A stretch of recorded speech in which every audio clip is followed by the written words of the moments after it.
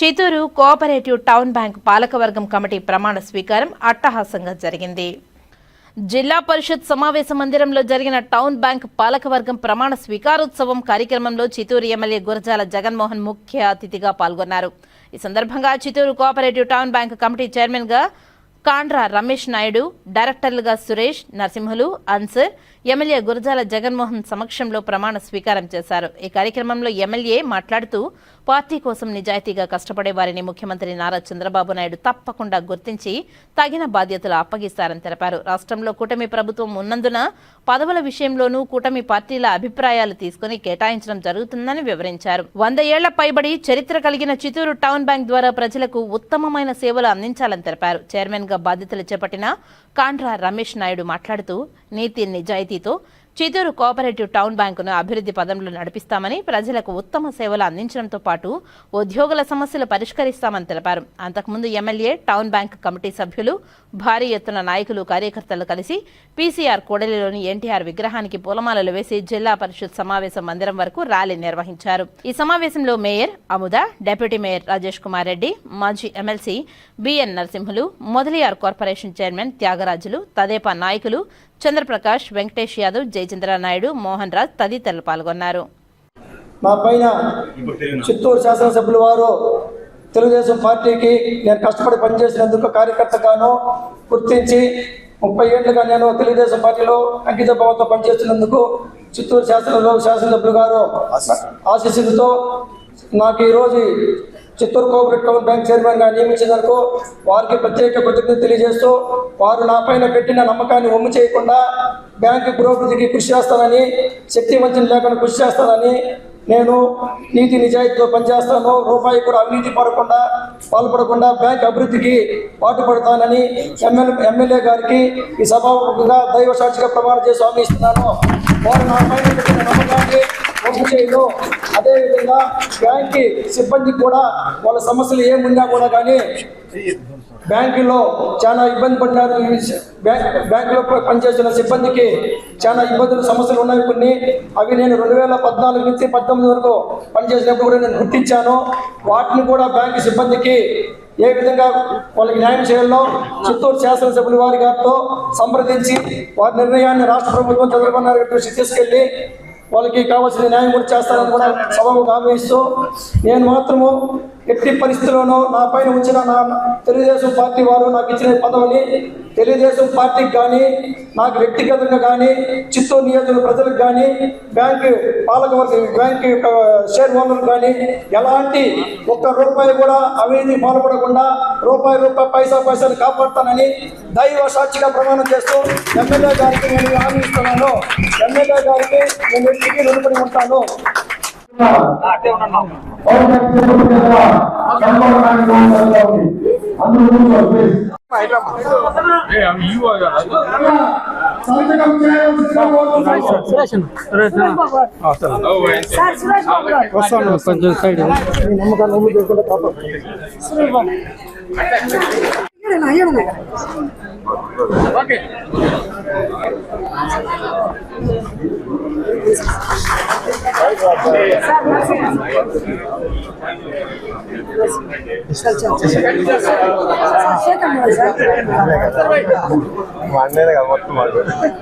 ఓకేనా?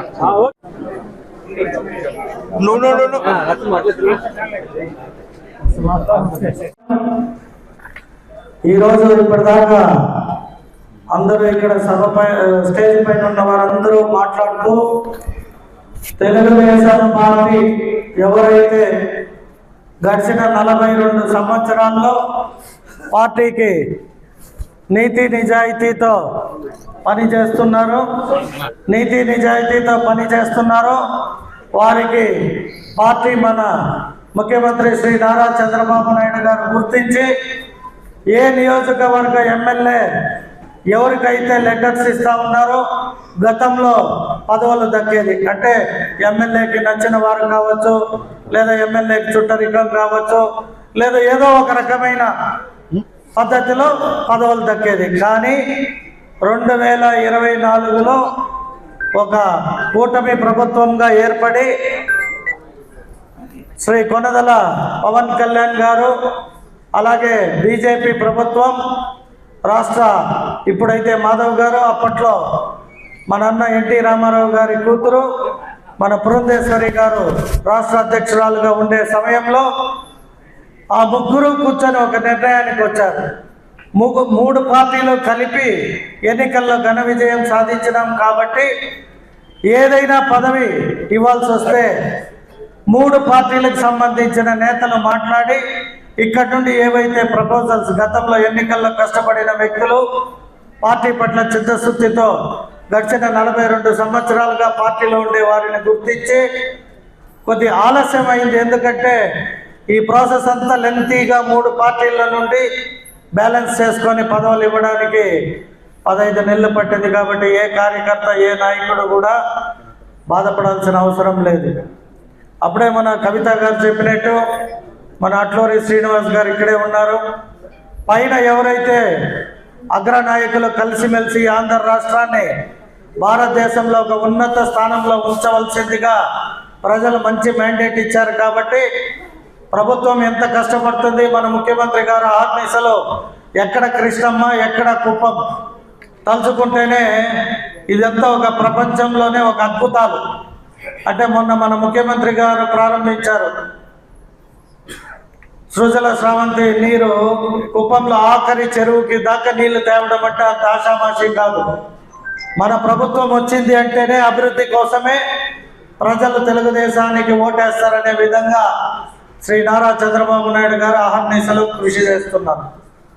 నేను ఈ బ్యాంక్ చైర్మన్ ఎన్నుకునే క్రమంలో అప్పుడే చెప్పినట్టు జనసేన పార్టీ కవిత గారు మాకు కూడా ఒక అవకాశం కల్పించవచ్చు కదా అని అడిగారు. అయితే కొన్ని కారణాల వల్ల వారిని అడిగిన తక్షణం ఒక మాట అయితే చెప్పాను.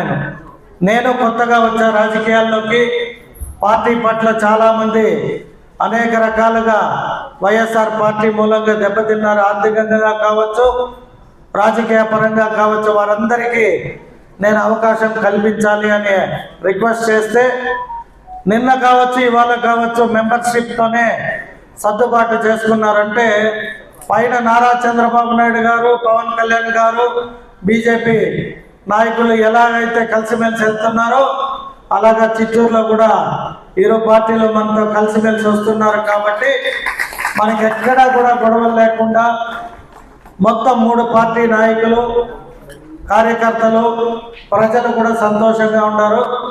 రానున్న ఇంకా 3.5 సంవత్సరం కూడా ఇలాగే ఎటువంటి ఆటంకాలు లేకుండా మీ సహకారంతో ఈ చిత్తూరు ప్రజలకి అభివృద్ధికి కావాల్సిన అన్ని సంక్షేమాలు కావచ్చు, అభివృద్ధి కావచ్చు, కలిసిమెలిసి మనం చేయాల్సిందిగా ప్రజలు మనకి మ్యాండేట్ ఇచ్చారు. కాబట్టి నేను మీ దగ్గర నుండి అది ఆశిస్తున్నా.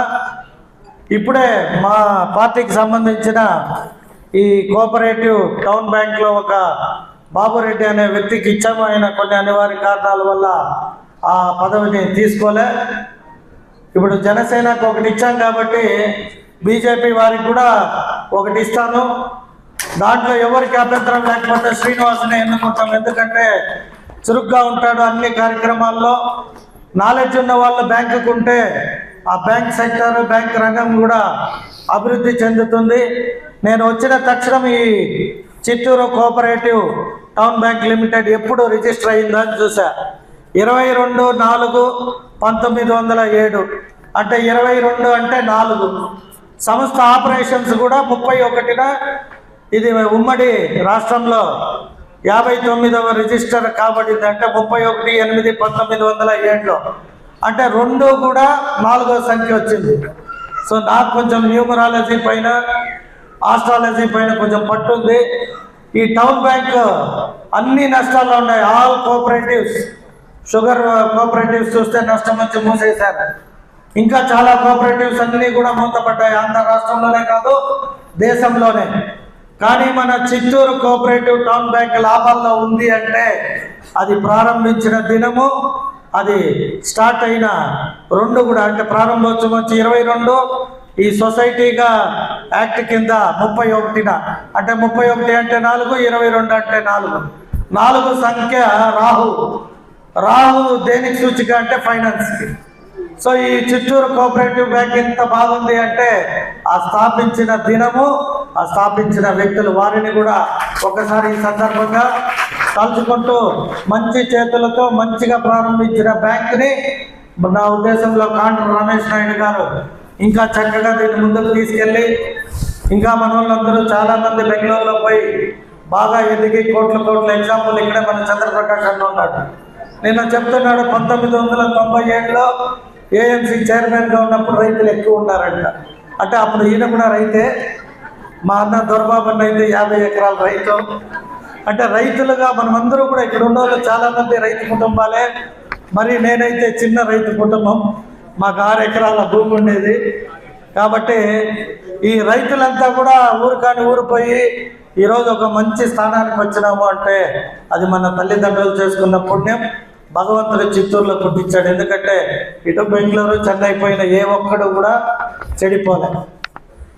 అయితే ఎక్కడో పోయి బాగుపడి డబ్బు సంపాదించుకొని భార్య పిల్లలు పెళ్ళాం బిడ్డలు అనకుండా తిరిగి ప్రతి ఒక్కరూ కూడా చిత్తూరుకు వచ్చి, నేను అవ్వచ్చు, ఇప్పుడు మా చంద్రప్రకాష్ అన్న కావచ్చు, ఇంకా అనేక మంది ఇంకా కూడా వస్తారు. ఎందుకంటే మేము చాలా ఇన్స్పిరేషన్. నన్ను చూసిన ప్రతి ఒక్కరికి మనసులో కోరిక కలిగింది, మేము కూడా మా ఊరు పోవాలి, ఊర్లో ఇల్లు కట్టాలి, రాజకీయం చేయాలి అని. నాకు చాలా సంతోషం. చాలామంది చెప్తా ఉంటారు, జగన్ నిన్ను చూసినాక మాకు కూడా చిత్తూరుకు రావాలని ఉందని.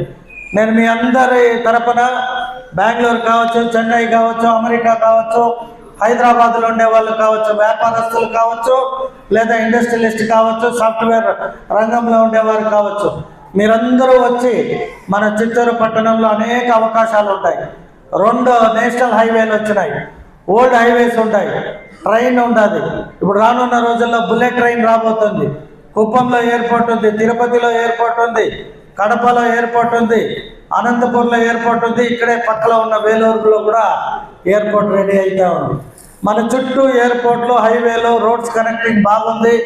మీ అందరు బంధువులు కావచ్చు, అన్నదమ్ములు కావచ్చు, ఎవరెవరైతే బాగున్నారో వారందరినీ రమ్మనండి. మంచి అవకాశాలు ఉన్నాయి. మన ఊరిని మనమే అభివృద్ధి చేసుకుంటాం. కాబట్టి మీ అందరి ద్వారా ఈరోజు ఎన్నికైన ఈ టౌన్ బ్యాంక్ మెంబర్స్ మరియు చైర్మన్ని మీ అందరి తరఫున మరొకసారి ప్రత్యేకంగా కృతజ్ఞతలు తెలియజేసుకుంటూ, వారికి ఏమన్నా సలహా సూచనలు కావాల్సి వస్తే పాత వాళ్ళు ఎవరైతే పని చేసినారో, అంటే ఆల్రెడీ డైరెక్టర్గా పనిచేసిన వ్యక్తికి చైర్మన్ పదవులు వస్తాయి అని అప్పుడేగా మా కవితమ్మ చెప్పినట్టుంది. సో ఖచ్చితంగా నాకు ఏ పదవి లేకపోయినా మా ముఖ్యమంత్రి గారు నన్ను ఎమ్మెల్యేగా చిత్తూరుకి చేశారు. ఇదొక్క ఎగ్జాంపుల్ చాలు. ప్రతి ఒక్క కార్యకర్త పదవి ఉంటేనే నాకు రేపు ఏదో వస్తుంది అనుకునేది తప్పు. ఏ పదవి లేకపోయినా పార్టీకి నిజాయితీగా నిస్వార్థంగా పనిచేసినాము అంటే అధిష్టానంతో పాటు నేను గుర్తించి ఖచ్చితంగా వారికి మంచి స్థానాన్ని కల్పిస్తా. All the best once again to Chittoor cooperative town members and chairman. All the best. Thank you. ఎన్నుకోబడిన అధ్యక్షులు రమేష్ గారు, అదేవిధంగా సురేష్, నందకుమార్, వీళ్ళందరూ కూడా జిల్లా తెలుగుదేశం పార్టీ తరఫున, రాష్ట్ర పార్టీ తరఫున కూడా వాళ్ళందరూ కూడా నేను మరి శుభాకాంక్షలు తెలియజేస్తున్నా. ఈ టౌన్ బ్యాంకుకు చాలా పెద్ద చరిత్ర ఉంది. 1907లో అంటే సుమారు ఒక 93, ఇది ఒక 25, 115, 120 ఏళ్ళు చరిత్ర కలిగిన బ్యాంక్ ఇది. దీంట్లో నాకు తెలిసి అప్పుడు ప్రభాకర్ నాయుడు టౌన్ బ్యాంక్ చైర్మన్గా ఉన్నప్పుడు సుమారు 4 బ్రాంచీలు కూడా నేనే కూడా దగ్గర నుండి తీసుకురావడం జరిగింది. ఈ రోజు ఉండే గిరిపేట బ్యాంకు, దర్గా బ్రాంచు, ఇది కాకుండా షుగర్ ఫ్యాక్టరీలో ఎంప్లాయీస్ కోసం కూడా ఒకటి పెడితే వాళ్ళు FDs కూడా చేస్తామన్నారు. దానికి కూడా ఒక బ్రాంచ్ కూడా ఏర్పాటు చేయడం కూడా అప్పుడున్న మరి